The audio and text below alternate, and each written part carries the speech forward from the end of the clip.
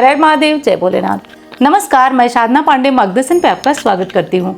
तो चलिए दोस्तों, आज के वीडियो में हम जानते हैं कि यदि कोई बहुत ज़्यादा बीमार है और किसी भी कारण से उसकी बीमारी का कोई हल नहीं मिल रहा है, कोई इलाज नहीं मिल रहा है, तो आपको एक बहुत आसान उपाय बता रही हूँ। एक तो नहीं, कई आसान उपाय बताऊंगी जिसको कि आपको अपने जीवन में ज़रूर ट्राई करना चाहिए। अगर घर में कोई बहुत बीमार रहता है, या एक चीज़ और होती है, विश्वास मानिए, कभी कभी तो हमारी बीमारी छोटी होती है, बहुत बड़ी भी नहीं होती है, लेकिन डॉक्टर ही नहीं मिलते हैं, बीमारी पकड़ी ही नहीं जाती है। तो ऐसी स्थिति में हमें क्या करना चाहिए? क्योंकि एक आध चीज़ें ऐसी होती है दोस्तों, बहुत घबराहट होती है तब जब हम डॉक्टर बदलने लगते हैं और हमें हमारी बीमारी का कोई हल मिल ही नहीं पाता है। हम लगातार परेशानियों में घिरे होते हैं और इस कारण जो है दिक्कत बहुत ज़्यादा होती है। और इसलिए हमें जो है कुछ आसान सा और बहुत अचूक सा उपाय करना चाहिए जिससे कि आपको बहुत आराम मिले। और 100% बता रही हूँ आपको कि अगर कोई बहुत बड़ी असाध्य बीमारी नहीं हुई तो आप जो ये रोग न पकड़े जाने के चक्कर में इधर उधर धराशायी होते हैं ना, उससे तो आप मुक्त हो जाएंगे निश्चित तौर पे। तो चलिए आज की वीडियो प्रारंभ करते हैं। ये हर कोई कर सकता है जो बहुत बीमार रहता है, बच्चा है, बूढ़ा है, बड़ा है, जो भी है, उसको इस काम को अवश्य करना चाहिए क्योंकि निश्चित तौर पे इसका आपको लाभ मिलता है। अब एक आध चीज़ें और हैं जिनका कि परहेज़ आपको करना चाहिए इस उपाय को करने के लिए। देखिए, जाहिर सी बात है कि जो बीमार है वो तो उपाय कर नहीं पाएगा, उपाय करेगा हर हाल में कोई और, आपका कोई अपना, ठीक है। तो जो उपाय कर रहा है उसको मांस, मदिरा, ये इस तरह की जो चीज़ें होती हैं उसका सेवन नहीं करना है। उसके बाद कोई रोक नहीं है, आप इस उपाय को कर सकते हैं। सर्वप्रथम ध्यान रखिएगा, जो व्यक्ति बीमार है, जिसकी बीमारी पकड़ी नहीं जा रही है, जिसको समझ में नहीं आ रहा है कि वो क्या करे, उसके लिए आप पहला काम करिए, पहला उपाय, महादेव की शरण में जाइए। महादेव की शरण में जाइए और महादेव की शरण में पहले जाएंगे, लेकिन पहले ये कार्य, जब आप ये वीडियो देख रहे हैं तो आप इसको शुरू करिए। पहला कार्य है कि आप मंगल का उपाय करिए। देखिए, ज़्यादातर रोग जो है वो मंगल से ही आते हैं, तो आप इस कार्य को करिए कि मंगलवार का व्रत आप जो बीमार है उनके लिए संकल्प लेके करिए, या अगर करने की स्थिति हो वो स्वयं कर सकते हैं तो आप उन्हें स्वयं इस व्रत को कराएं, मंगल के इस व्रत को, यानी मंगलवार के व्रत को। अब आप लोग पूछेंगे कि मंगलवार का व्रत कैसे किया जाता है? बिल्कुल सरल है। वैसे तो मैं चैनल पर बताई हूँ, चाहे तो आप देख सकते हैं, फिर भी बता देती हूँ। इस व्रत में दिन भर फलाहार करेंगे, शाम को सूर्य डूबने के समय या सूर्य डूबने के बाद आपको गुड़ और आटे का कोई हलवा या गुड़ रोटी, दूध रोटी जो भी खाइए, दही मत खाइए। और ये कार्य आप करके व्रत करिए। व्रत को आप पूछेंगे कितने दिन करें, तो देखिए, आप कम से कम जो है व्रतों की संख्या निर्धारित कर लीजिए। 21 करेंगे, 51 करेंगे, कितने करेंगे, अपनी इच्छा श्रद्धा अनुसार आप कर लीजिए। तो मंगलवार का व्रत कर लीजिए। और एक चीज़ आपको यहाँ पे मैं बता दूँ, बहुत बहुत बड़े एक्सपीरियंस से अभी मैं ये वीडियो शूट कर रही हूँ। अभी मैं गई थी एक हल्दी फंक्शन में, तो हल्दी में गई थी और वहाँ पे बहुत सारे लोग भी जुड़े हुए थे और मेरी तरह भी लोग आए हुए थे। तो वो लोग बोले कि आप इस विषय पे भी वीडियो बनाइए क्योंकि बहुत सारे लोग इस चीज़ से हैं परेशान आज के युग में। और मैं टाइम से वहाँ से छूट गई। अभी शाम को भी हम लोग को जाना है, शाम को भी मेहंदी संगीत वगैरह का प्रोग्राम है, तो जाना है हम लोगों को। तो मैं जल्दी से ही चली आई क्योंकि घर पे भी कोई आया हुआ था, तो इसलिए मैं चली आई। और चली आई तो मैं सोची हूँ कि तब तक आप लोगों को इस विषय पे वीडियो भी दे दूँ। हालांकि शूट की हुई बहुत सारी वीडियो है मेरे पास। मैं रोज़ नहीं शूट करती हूँ, महीने में 2-3 दिन ही शूट करती हूँ, लेकिन मेरे पास उसी दिन, जिस दिन बैठूँगी उसी दिन ढेर सारी वीडियोज़ शूट कर लेती हूँ। तो इसी विषय पर मैं आज सोच ही रही थी तो बना दी वीडियो, टाइम था, बना दी। तो अब देखिए, अगर हल्का फुल्का कोई बीमार पड़ता है ना, कोई बड़ी बात नहीं है दोस्तों, कोई भी बड़ी बात नहीं है अगर कोई हल्का फुल्का बीमार पड़ता है, कभी बुखार हो गया, कभी सर्दी, लेकिन जब निरंतर ये समस्या आपको लगी रहे तो ज़रूर उपाय को करना चाहिए। और आपसे एक प्रार्थना है, वीडियो पसंद आए तो लाइक करिएगा, चैनल को सब्सक्राइब नहीं किए तो कर लीजिएगा। क्योंकि देखिए, मैं आपसे बताती हूँ कि मैं अगर 2 दिन बीमार पड़ गई ना तो मैं अपने उस रूटीन को याद करने लगती हूँ कि वाह कितना अच्छा था, मैं सुबह सुबह जग जाती थी, सब कुछ करती थी, और कितना अच्छा मैं 2 दिनों से ऐसे पड़ी हुई हूँ। बहुत बुरा लगता है। तो मैं महसूस करती हूँ उन भाई बहनों को जो 6 महीने से बेड पे होंगे, 1 साल से बेड पे होंगे या उठ ही नहीं पाते होंगे। मैं बहुत दिल से महसूस करती हूँ और बाबा से प्रार्थना करती हूँ, बाबा चाहेंगे ना तो आपकी बड़ी से भी बड़ी बीमारी दूर हो जाएगी। क्योंकि मैं जानती हूँ अगर उनकी कृपा हो तो सब कुछ ठीक हो सकता है। तो जितना हो सके बाबा का नाम लीजिए आप लोग। कमेंट बॉक्स में चाहे तो हर हर महादेव लगाइए, जयकारा लगाइए, ये भी एक तरीके का बाबा का जो ध्यान करना ही हुआ। अब देखिए दूसरा कार्य हमें करना है। पहली चीज़ कि आपके घर में अगर कोई ऐसा व्यक्ति है जो आपके लिए महामृत्युंजय मंत्र का जप कर सके, तो आप 1 माला या कम से कम 5 माला महामृत्युंजय मंत्र का जप उस व्यक्ति के नाम से संकल्प लेकर कराइए। ठीक है, संकल्प लेकर कराइए। और दूसरी चीज़, कुसा मिलती है, कुसा अगर मिला तो यहाँ पे मैं बोल दूँगी लगाने के लिए, जो एडिट करते हैं तो बोल दूँगी लगाने के लिए। और वो कुसा एक तरह की घास होती है जो आपको मिलेगी। और मान लीजिए जो लोग गांव की तरफ से हैं उन्हें तो मिल जाएगी, जो लोग शहरों में हैं उन्हें भी मिल जाएगी।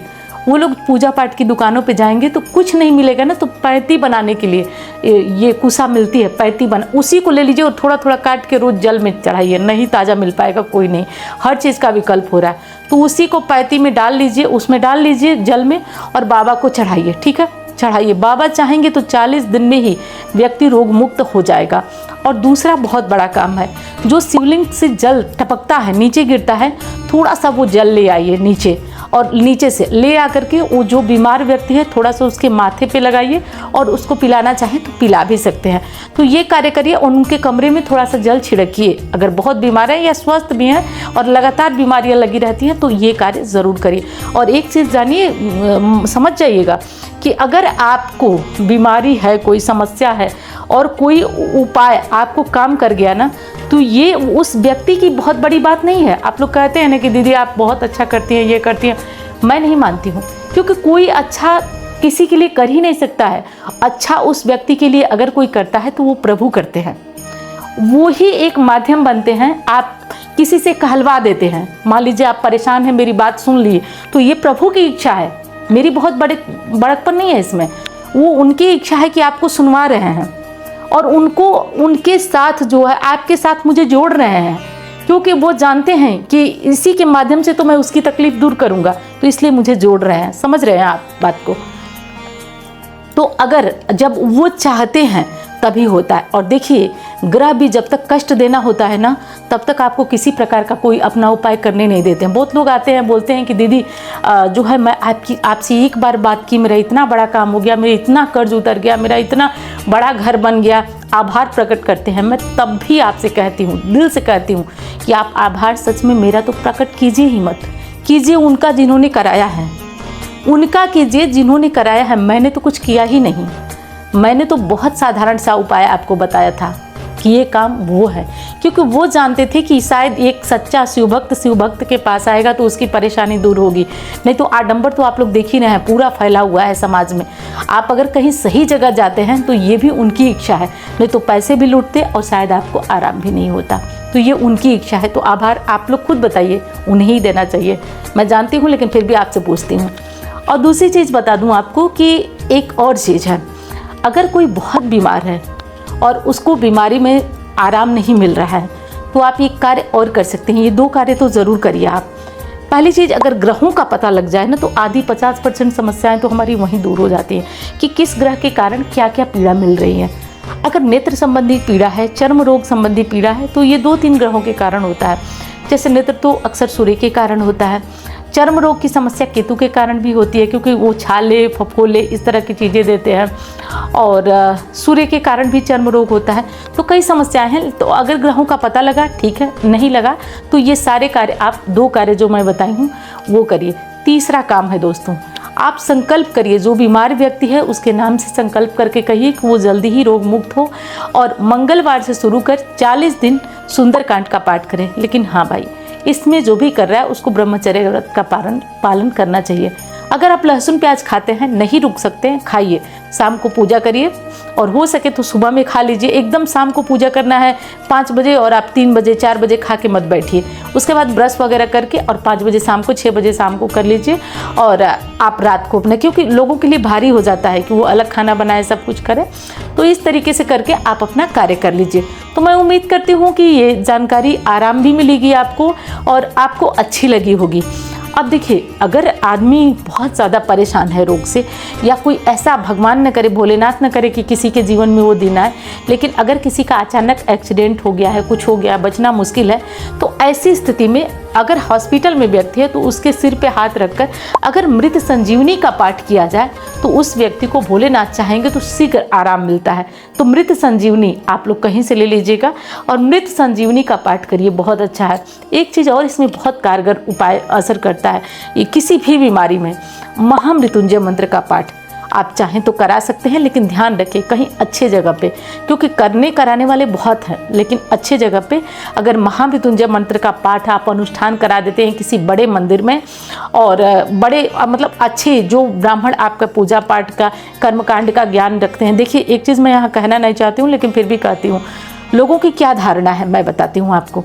जो बहुत अच्छे ड्रेसअप में हैं, जो ब्राह्मण जैसा दिख रहा है, खूब अच्छा गेरुआ वस्त्र धारण किया है, उसके पास नॉलेज है, हो सकता है। देखिए दो चीज़ों में ज्योतिष को डिवाइड करना भी गलत है, फिर भी मैं आपको बता रही हूँ। एक तो वो ज्योतिषी नहीं होते हैं जो पूजा पाठ कराते हैं, शायद उन्होंने ज्योतिष की विद्या ली हो, ये बात समझिएगा, शायद उन्होंने ज्योतिष की विद्या ली हो, क्योंकि दोनों चीज़ें अलग अलग हैं। एक तो कर्मकांड है यानी जो पूजा पाठ कराते हैं, और एक तो ज्योतिष है जो आपके पर्टिकुलर ग्रहों पे वार करता है, उनके उपाय आपको बताता है। तो लोग जो हैं कर्मकांड वाले ब्राह्मण को भी समझते हैं कि वो ज्योतिषी हैं, लेकिन देखिए मैं ज़्यादातर लोगों से जब बात करती हूँ ना, अनुभव समझ जाती हूँ कि यहाँ पे मैं देखी तो यहाँ पूछी तो ये उपाय मैं करने लगी, मेरी समस्या और बिगड़ गई।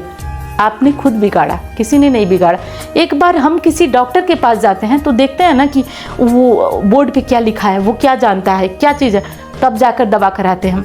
और इसी तरह हम बिना कुछ जाने कुछ उपाय शुरू कर देते हैं तो इधर का उधर हो जाता है, और हो जाता है जब परेशानी हो जाती है तब हमें समझ में आता है। तो थोड़ा जांचिए, परखिए, कुछ दिन मिलिए, समझिए, फिर आप इन उपायों को करिए।